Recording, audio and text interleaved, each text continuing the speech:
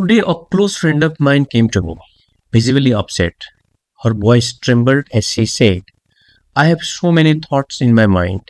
I couldn't sleep. No one listens to me. They all think I am the one who is wrong. I am struggling with sadness, this overwhelming fear, and so many negative thoughts. I just don't know what to do. As I looked into her tearful eyes, my heart sank. I could feel the weight of pain. I took a deep breath, leaned in gently, and said, I'm so sorry you're feeling this way. Do you want to tell me more about what's been going on? She hesitated for a moment, unsure, but then she began to open up. She described the heavy sadness and fear that had been consuming her, leaving her feeling struck and alone. I didn't interrupt, analyze, or try to fix her feelings. I just listened, staying fully present in the moment. I offered words of empathy. That sounds incredibly hard. I am here to listen to you and I am with you in this. Slowly, I could see a small shift in her. She felt heard. It felt so natural to be there for her, creating a space where she could let her guard down. My focus was entirely on her, offering comfort and understanding as she poured out her pain. Yet, when my own vulnerability knocking, everything feels different. Instead of welcoming those feelings with the same compassion, I find myself shutting them out. A voice inside me says, you shouldn't feel this way, or don't be weak. Sometimes I feel the urge to distract myself, to push those emotions away as quickly as possible. The kindness I so readily offer to others often vanishes when it comes to my own struggles. Instead of sitting with my emotions, I build walls against them, and it leaves me feeling disconnected from myself and from the care I deserve. Have you ever noticed something similar happening to you? If so, this video is for you. We will explore why it's so hard to offer yourself the same kindness you give to others, and more importantly, how you can start changing that. Stick with me until the end of this video because the insights we will cover might completely transform how you relate to your emotions. The truth is, this struggle isn't just yours. It's something I have seen over and over again in my work as a clinical psychologist. Hi, I'm Dumber, and for years I have been helping people navigate the delicate balance of vulnerability and self acceptance. Through this journey, I have discovered something profound. Our relationships with vulnerability isn't only shaped by how others might judge us, it's also deeply influenced by the inner parts of ourselves that react strongly to those vulnerable emotions. In this video, I will uncover why vulnerability feels so challenging, not just when sharing with others, but when facing our own feelings. I will introduce you to a powerful framework rooted in psychology, one that sheds light on the protective parts of our minds that try to shield us from emotional pain and the vulnerable parts they are working so hard to protect. By the end of this video, you will have practical tools to approach your vulnerability with a sense of safety and empowerment. You will also see how embracing this connection can strengthen your relationship and help you live more authentically. Before we dive in, let me ask you something. Can you remember the last time you found yourself pushing away your emotions? Maybe a part of you felt sad or weak, and another part stepped in, trying its hardest to suppress or silence those feelings. What happened to your emotions after that? Did they fade or did they come back stronger? Take a moment to reflect on that experience. You can even pause this video if you need to. This process of noticing and reflecting is the first step in understanding the deeper dynamics within us. So let's take this journey together. Now that we have acknowledged this shared experience, let's go deeper. Why does vulnerability feel so hard? It's not just about worrying what others might think.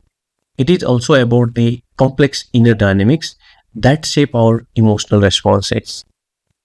Let's explore that next. Why is it so hard to be vulnerable? Not just with others, but even with ourselves. Have you ever felt that tightness in your chest or heard a voice in your head saying, "Don't feel sad, be strong, fearless, you are fine"? If you have, you're not alone. Vulnerability often feels risky and overwhelming because it's deeply tied to a fear of being judged, rejected, or even failing in the eyes of others. But here's the thing, that fear doesn't just come from how others might react. A big part of it comes from within.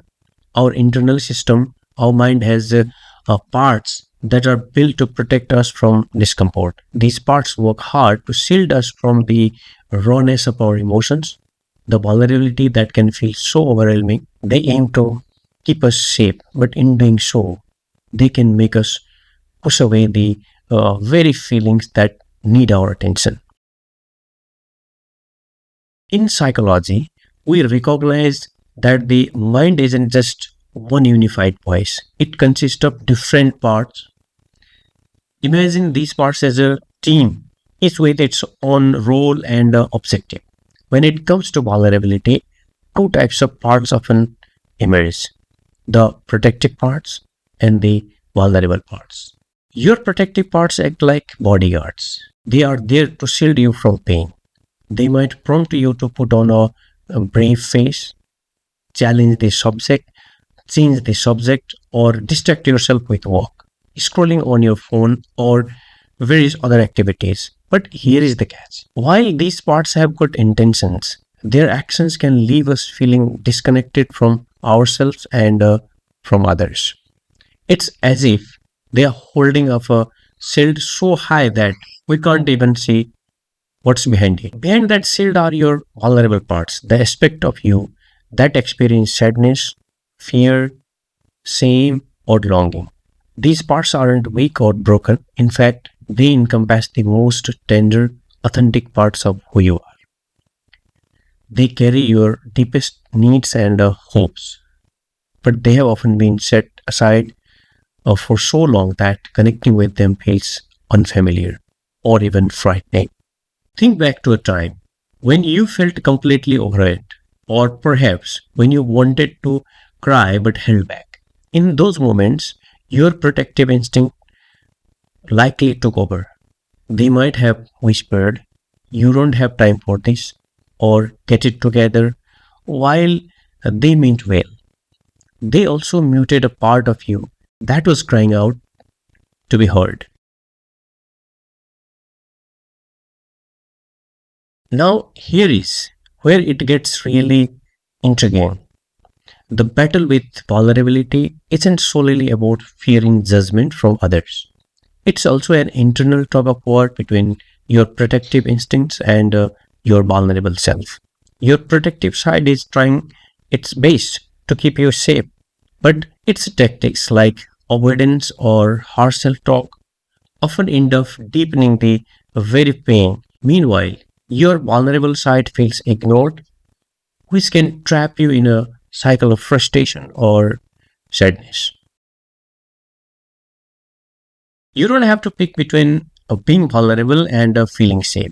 By nurturing a healthier relationship with both your protective and vulnerable sides, you can cultivate a sense of safety within yourself.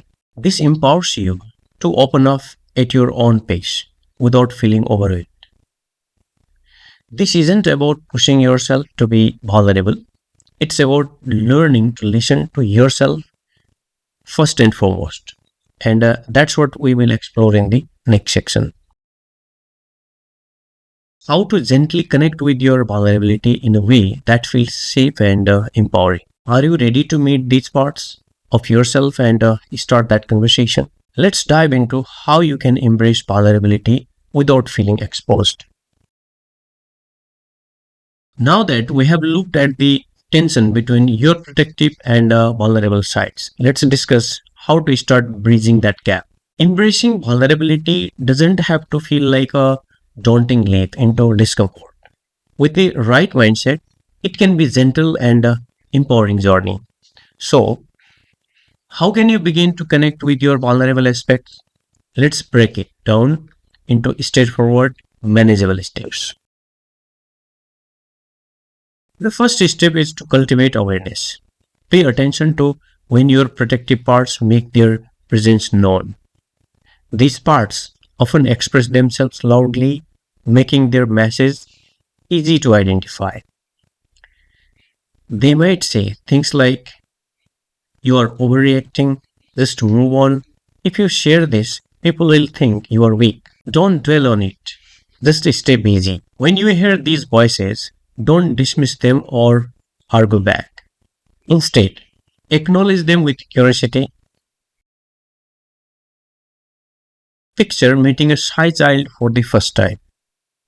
Would you rush them, demand they speak, or scold them for being quiet? Of course not.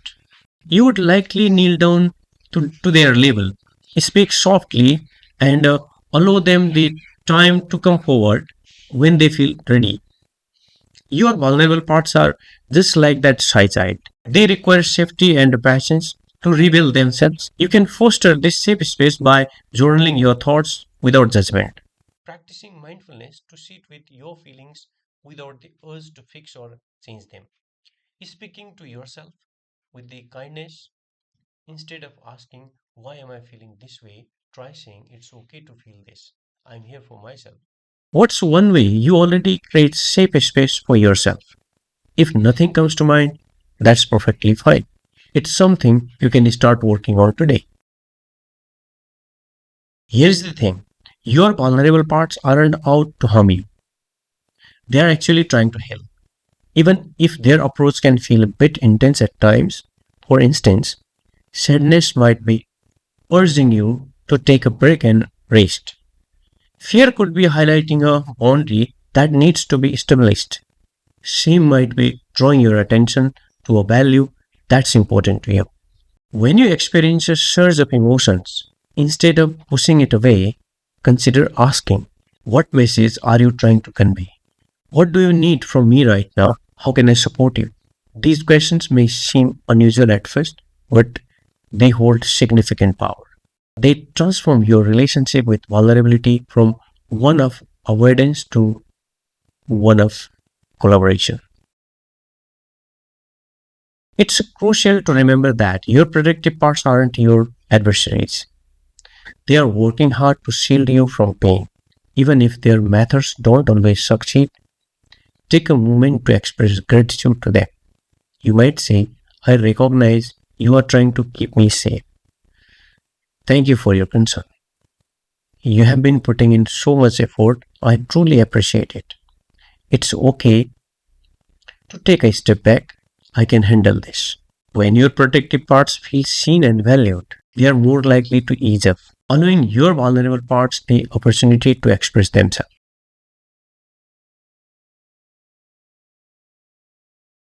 Remember, being vulnerable doesn't mean you have to jump in all at once. It's more about taking a small step. Start with simple actions such as sharing a minor worry with a close friend, saying, "I have had a tough day," instead of just saying, "I'm fine," allowing yourself to cry or sit with your emotions without any self judgment. Each of these small actions helps build your confidence, teaching both your mind and body that it's okay to be vulnerable. Over time, these moments of connections with yourself and others will feel more natural and easier. A gentle reminder. Connecting with your vulnerable side is a journey, not a sprint. It's about nurturing trust within yourself, one small step at a time. Some days will be easier than others, and that's perfectly fine. Every time you take a moment to pause, listen, and be kind to yourself, you are reinforcing that connection. As you continue this practice, you will discover that vulnerability shifts from being a source of fear to a pathway to freedom. What's one small step you can take today? Connect with your vulnerable side. Please think and write down. Now that we have discussed how to gently engage with your vulnerability, let's explore how it can enhance your relationship and foster deeper connections. We have explored how to connect with your vulnerability, but what happens when you take that leap and share it with others? Here's the magic.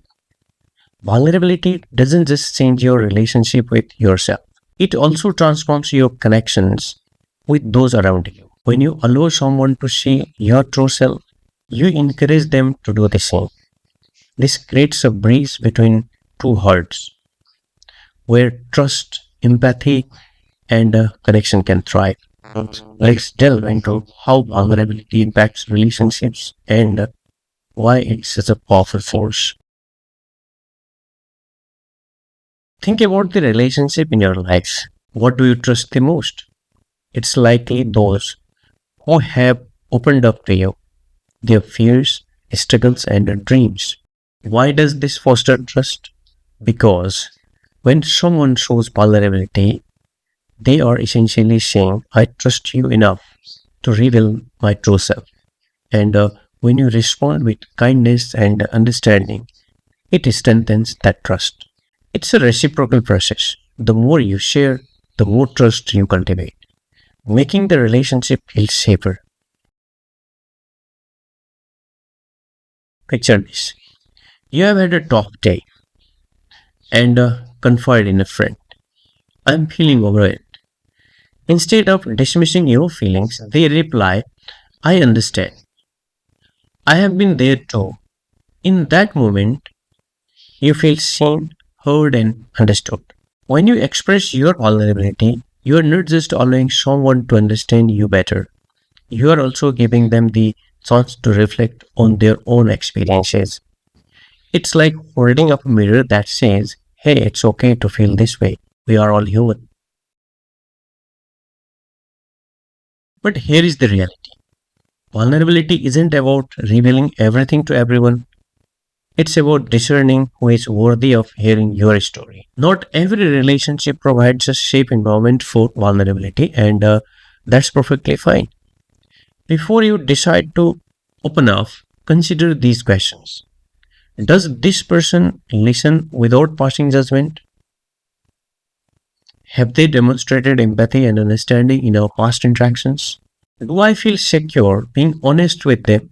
By establishing boundaries, you are not shutting yourself up, you are safeguarding your heart and fostering trust with those who truly care. Let's bring this to life. Here are some practical ways to embrace vulnerability in your relationship. Start small. Rather than saying everything is fine, try expressing a specific feeling. Like, I have been feeling a bit of today. Ask for support. If you are facing challenges, don't hesitate to reach out. It can be as simple as, I could really use some advice. Or, can we talk? I just need someone to listen. Share gratitude. Vulnerability isn't solely about sharing struggles. It's also about expressing positive emotions like love and appreciation. Try saying, I really appreciate you. You have been such a wonderful friend. Each of these small gestures strengthen your connection with others, paving the way for authentic and meaningful relationship. The ripple effect of vulnerability. Here is the beautiful part. When you embrace vulnerability, you encourage others to do the same. Your willingness to be open can create a ripple effect, motivating those around you to reveal their true selves. Think of it as planting seeds of connection. One moment of vulnerability can spark a heartfelt conversation, which then deepens a relationship and so forth. Over time, you will see how these moments enrich your interactions and add more depth and meaning to your life. Vulnerability isn't about striving for perfection, it's about being genuine. It's about engaging in your relationships with honesty and trust. And yes, it can be intimidating at times, but with each step you take, you are fostering a stronger, more authentic connections. You are allowing others to see the remarkable person you are. What's one way you have experienced vulnerability enhancing a relationship in your life? I would love to hear your stories. Now that we have discussed how vulnerability can enrich your relationships, let's shift our focus to something just as crucial: how to cope with setbacks when vulnerability doesn't unfold as we hoped. Because let's be real, not every effort to open up will be met with compassion, but there are ways to navigate those moments with resilience. Let's explore that next. How to handle vulnerability setbacks. Let's face it, being vulnerable doesn't always turn out the way we wish. You might share something personal, anticipating kindness or understanding, only to encounter judgment, apathy, or even rejection. When that happens, it can feel like a gut pinch. You might wonder, why did I even try? But here is the reality: setbacks in vulnerability are completely normal. They don't indicate that you were wrong to share, and they certainly don't mean you gave up. Instead, they signal that it's time to pause, reflect, and adjust your approach. Let me guide you through that process. When a vulnerable moment doesn't go as expected, it's tempting to view it as a failure. But here is a crucial insight: a setback does not diminish your value or your narrative. It simply indicates that the moment, person, or situation wasn't right. What can I learn from this experience? Did I choose the right person to share with? Was I clear about what I needed from them? Every misstep in vulnerability is a chance to grow. It helps you understand your boundaries, your needs, and the types of people you want to connect with in the future. It's completely normal to feel hurt, disappointed, or even angry after facing a setback. Instead of trying to push those feelings away, take a moment to recognize them. Identify what you are experiencing. I feel frustrated because I expected more empathy. I feel embarrassed because I am worried I overshared. By naming your emotions, you allow them to exist, and that's the first step toward processing and letting them go. Not everyone is entitled to hear your most vulnerable thoughts, and that's perfectly fine. A setback provides an opportunity to reaccess your boundaries. Ask yourself, did I share too much too soon? Does this person have a track record of being supportive, or was I just hoping for a different response this time? Remember, setbacks often reveal more about the other person than they do about you. If someone reacts poorly, it's usually due to their own discomfort, biases, or limitations, not because your feelings are any less valid.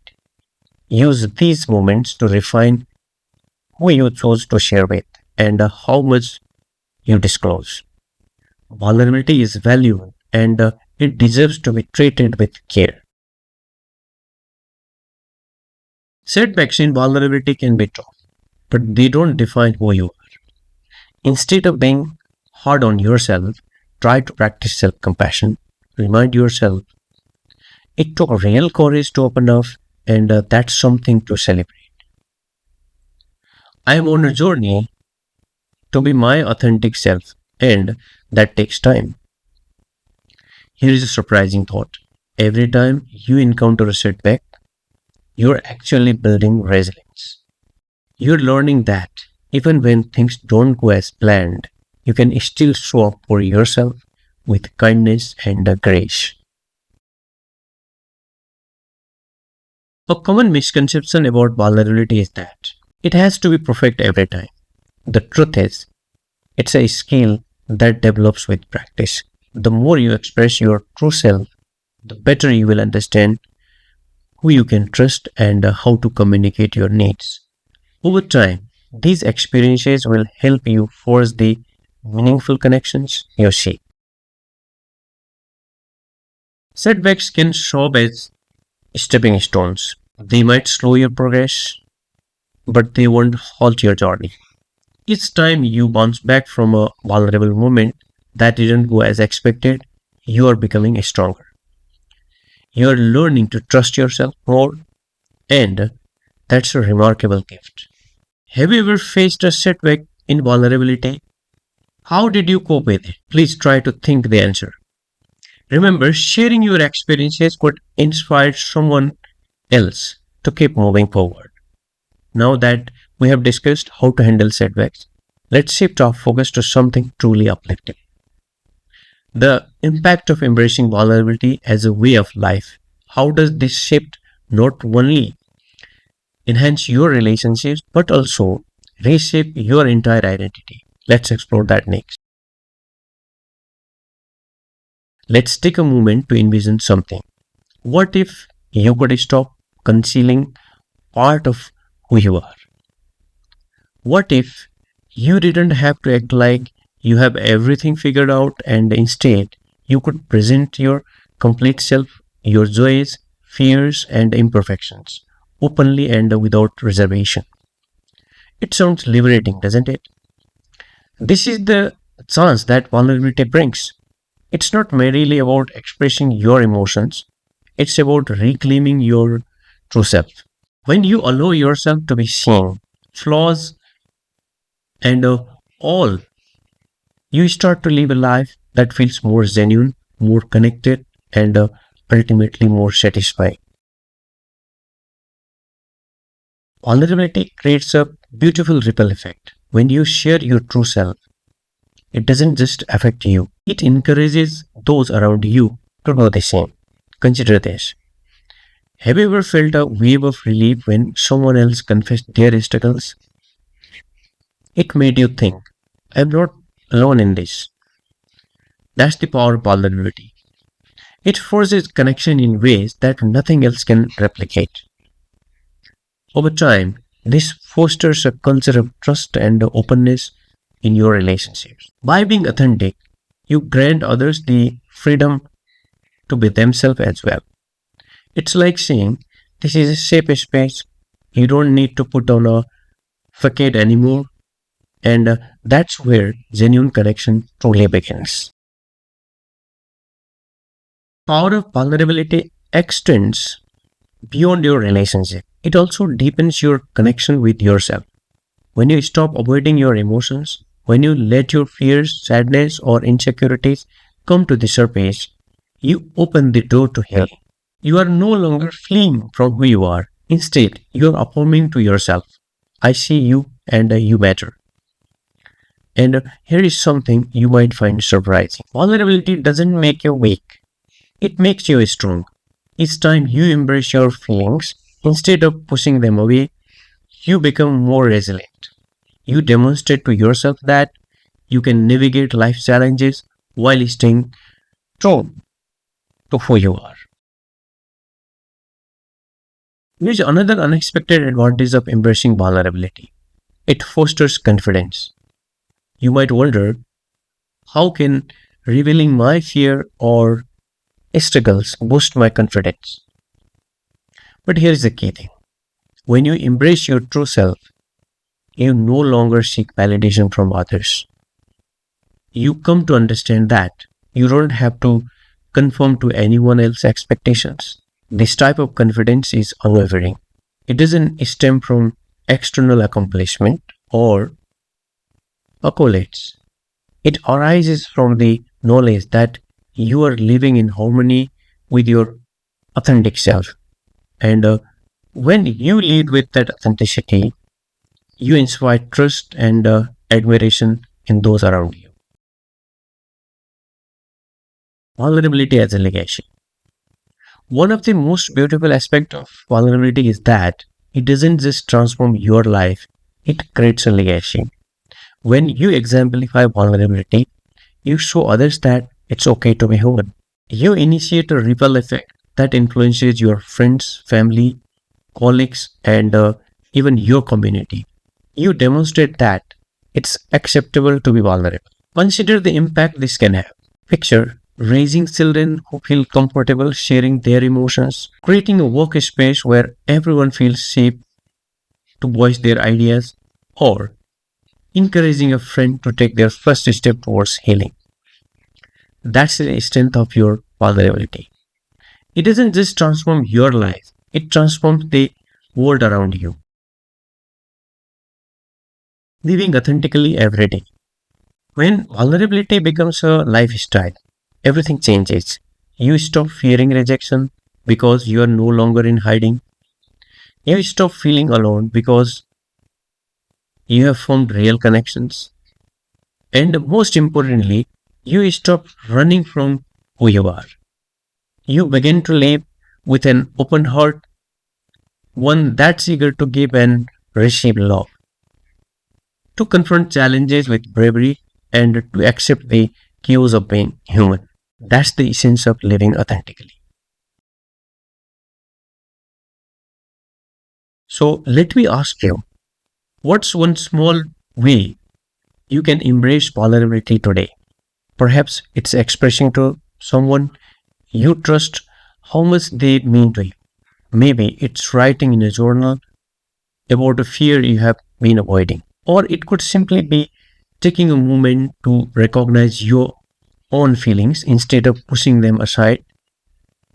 Whatever you decide, keep in mind every act of vulnerability brings you closer to living authentically. Thank you for being part of this journey. Embracing vulnerability is one of the bravest choices you can make. And I'm truly honored to support you through it. If you found this video valuable, please give it a thumbs up.